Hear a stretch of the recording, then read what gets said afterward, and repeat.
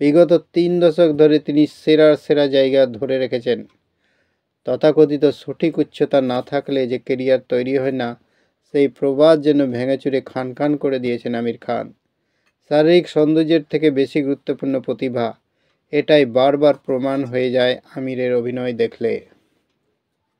Welcome my channel. Career শুরুতে উচ্চতা নিয়ে আমির খান সংশয়ে ছিলেন। অভিনয় হোক বা পরিচালনা, সিনেমার খুঁটিনাটি বিষয় নিয়ে তিনি বড্ড বেশি খুঁতখুঁতে। সিনেমার প্রত্যেকটি দৃশ্য যদি সঠিকভাবে দৃশ্যায়ন না করা হয়, তাহলে কিছুতেই মন ভরে না তার।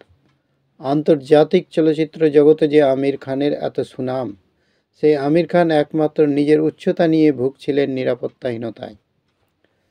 চলতি বছরে অস্কারের প্রতিযোগিতায় শেষ পর্যন্ত দৌড়াতে না পারলেও আমির খান প্রযোজিত লাপাতা লেডিস সমালোচকদের কাছ থেকে কুড়িয়েছিল প্রশংসা।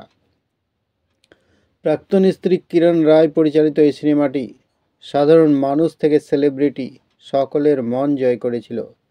যে মানুষটি বলিউডকে একের পর এক হিট সিনেমা উপহার দিয়েছেন, সেই আমির খান নাকি একসময় নিজের উচ্চতা নিয়ে ছিলেন ভীষণ সংশয়ে।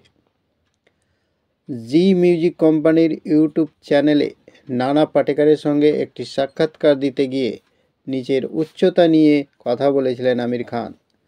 সোশ্যাল মিডিয়ায় সেই ভিডিওটি ভাইরাল হয়েছে। সেখানে দেখা যাচ্ছে আমির খানের সঙ্গে বসে রয়েছেন রানী মুখার্জি এবং করিনা কাপুর খান।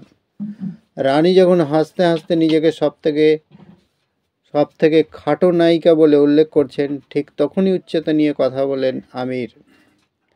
লাল সিং চাড্ডা অভিনেতা জানান, বলিউডের হিরো মানে সুঠাম শরীর, লম্বা চওড়া দেখতে হবে তাকে, কিন্তু অন্যদের মতো উচ্চতা একেবারেই ছিল না তার।